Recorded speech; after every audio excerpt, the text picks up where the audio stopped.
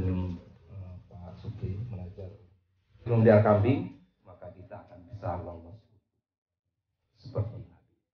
Assalamualaikum warahmatullahi wabarakatuh. Selamat jumpa kembali kepada sahabat-sahabat dan rekan-rekan Upland. Pada hari ini saya berada di Kabupaten Purbalingga bersama dengan Bapak Kepala Dinas Kabupaten Purbalingga, Bapak Mupadam.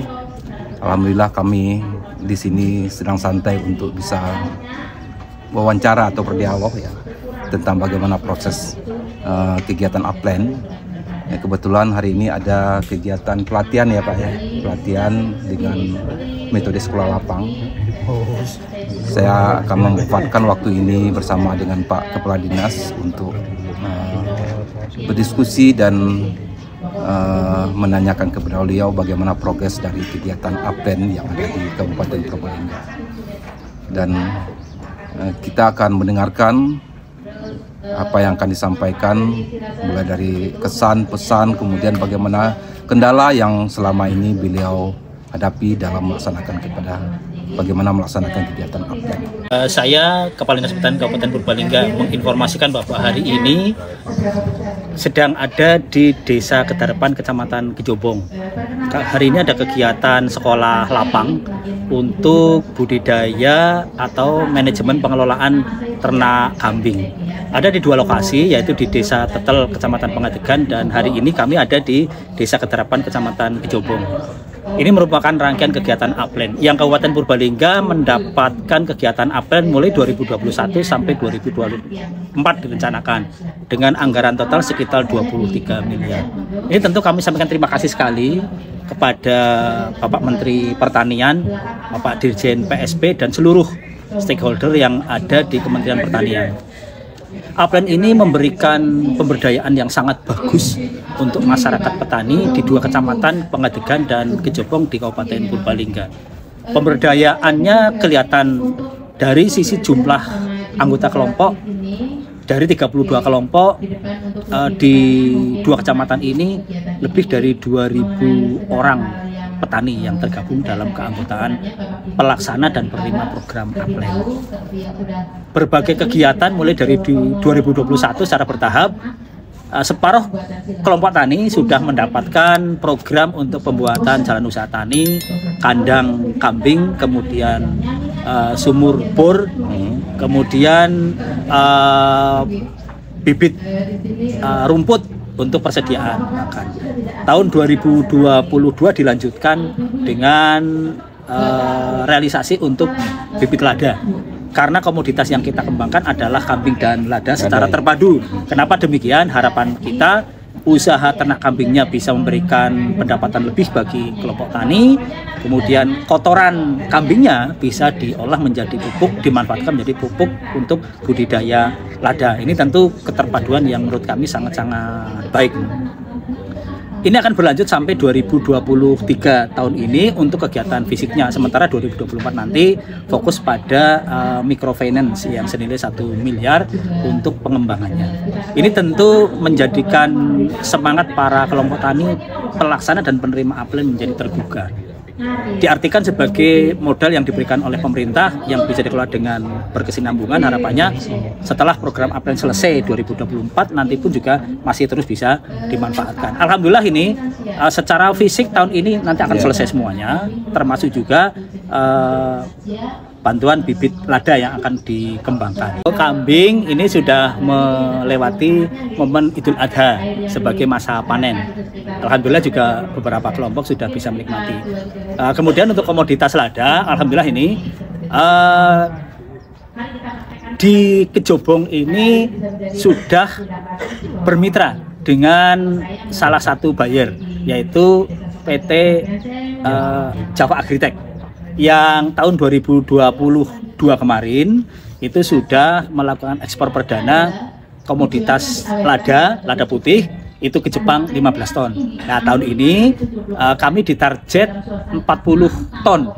Ini sedang proses persiapan. Mudah-mudahan bisa berjalan dengan lancar. Ini menjadikan salah satu kebanggaan bagi kami bahwa didorong dari kegiatan Upland, ternyata semangat masyarakat petani di Kijobong dan Pangadegan terdongkrak. Apalagi sudah ada pangsa pasar yang pasti bahwa pangsa pasar ekspor untuk lada putih kita itu berkesinambungan. Semangat petani akan terdorong dan mudah-mudahan melalui pangsa pasar ekspor ini mendapatkan hasil yang lebih bagus dibanding dengan pangsa pasar lokal. Menjadi sebuah alternatif untuk memperkuat pasar. Tentu lokal menjadi bagian yang penting dan akan menjadi bagus manakala lokalnya, pasarnya bagus, ekspornya juga bagus. Nilai tambahnya mudah-mudahan akan dirasakan pula oleh masyarakat petani. Mudah-mudahan ke depan akan semakin banyak pesanan lada putih kita untuk diekspor ke luar negeri. Sinambung ke depan nanti bahwa yang harus dilanjutkan terus adalah bagaimana mengupayakan agar potensi yang ada, terutama kotoran ternak kambing ini bisa terus dimanfaatkan menjadi sebuah pertanian terintegrasi, terpadu, dan menuju kepada pertanian yang lebih sehat. Syukur-syukur mengarah ke organik. Kenapa demikian? Ya saat ini memang terjadi kekurangan pupuk, terutama pupuk subsidi, karena memang kebijakan pemerintah pusat dalam hal ini melakukan pembatasan sekaligus mendorong kemandirian kelompok tani untuk bisa meningkatkan pemanfaatan potensi lokal kotoran hewan menjadi pupuk organik yang bisa dibuat sendiri, dimanfaatkan sendiri. Syukur menjadi bagian unit usaha kelompok yang bisa menghasilkan, bisa dijual. Tentu harapan kita adalah memanfaatkan untuk para anggotanya terlebih dahulu sekaligus menjadi demplot atau percontohan. Kalau ternyata hasilnya bagus, tentu bisa disebarluaskan kepada kelompok tani lain di sekitarnya. Dalam hal ini bisa dijual sebagai salah satu unit usaha yang memberi pemasukan kepada kelompok. Tentu kelompok akan berkembang manakala kegiatan usahanya itu mampu memberikan pemasukan yang bagus, minimal supaya bisa membiayai dirinya sendiri. Yang kedua, bisa memberikan keuntungan yang bisa untuk mengembangkan usahanya sekaligus secara bertahap memberikan keuntungan bagi hasil kepada anggota kelompok. Nah, disinilah kuncinya sebetulnya, bahwa kalau kelompok itu merasakan manfaatnya, tentu akan didukung secara bersama-sama, tetap semangat untuk mengembangkan dan melanjutkan kegiatan apel ini walaupun mungkin dukungan dari pemerintah sudah selesai. Ini harapan kita ke depan. Dari Dinas Pertanian khususnya yang membidangi tentu akan sangat mendorong dan mendukung sepenuhnya. Termasuk juga dari pimpinan kami, Bupati, kemudian DPRD dalam rangka penyiapan pembiayaan awal, karena ini sistemnya dana talangan.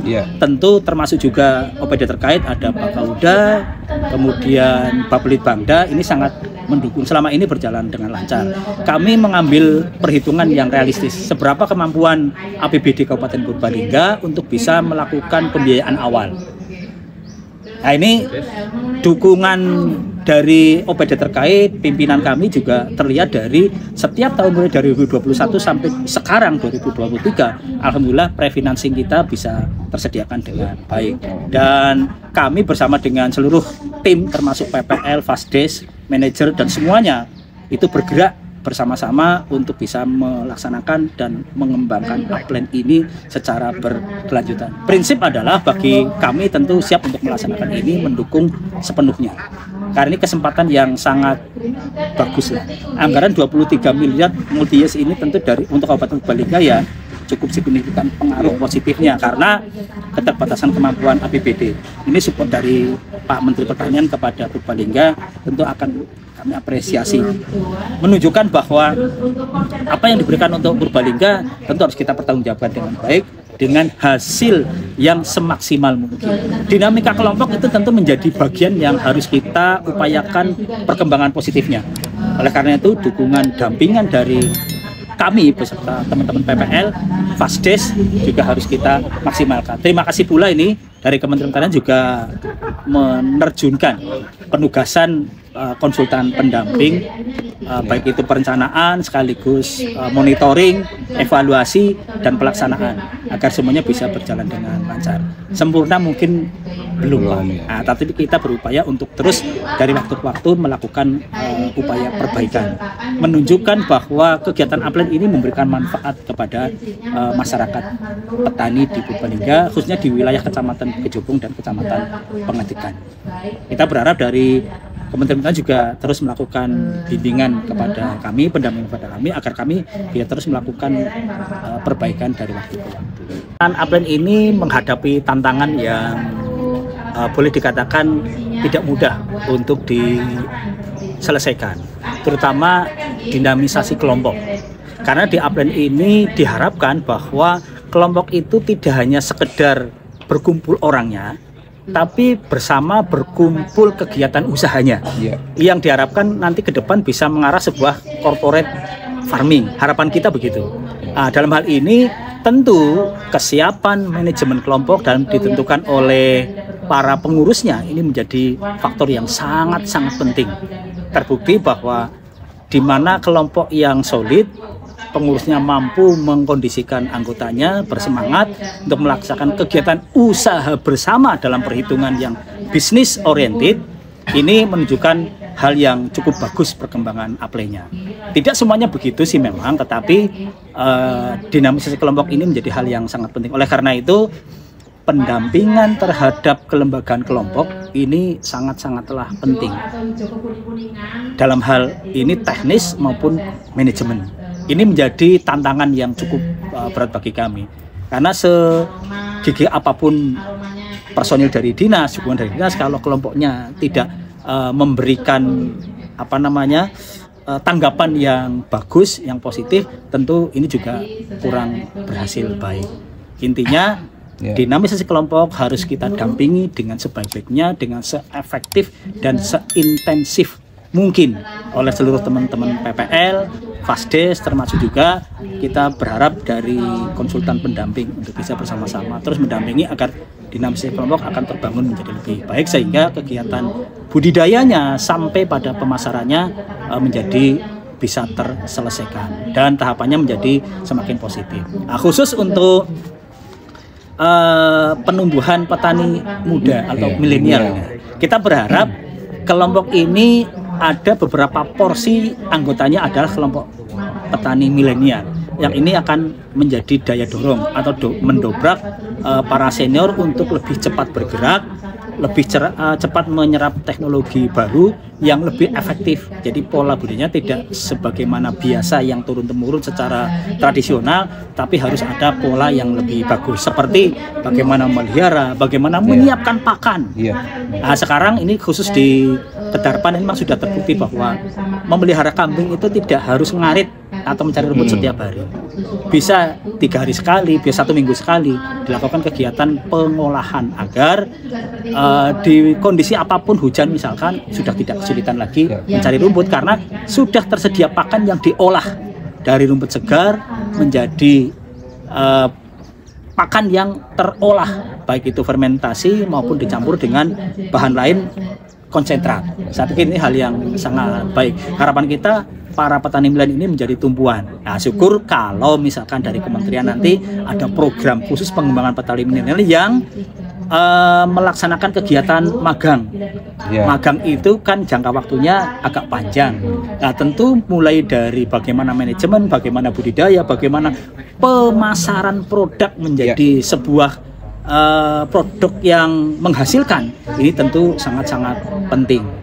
Mudah-mudahan Kementerian Pertanian sudah menyiapkan itu ke depan, khusus untuk para petani milenial yang harapannya menjadi pendobrak kelompok tani supaya dinamisasinya, langkahnya, gerakannya lebih inovatif ke depan. Ini menjadikan tantangan buat kita, tapi saya pikir potensinya ke depan akan semakin bagus kalau itu bisa didorong. Dan wawancara kita dengan Bapak Mupadam, Kepala Dinas Kabupaten Pertanian Kabupaten Purbalingga. Kemudian apa yang beliau sampaikan itu akan menjadi proses pembelajaran dan inspirasi kepada kita bersama, bahwa komitmen dari pimpinan daerah itu akan sangat menentukan keberhasilan kita di dunia pertanian, termasuk juga adalah yang di akhirat. Oke, sampai jumpa pada konten berikutnya. Assalamualaikum warahmatullahi wabarakatuh. Assalamualaikum.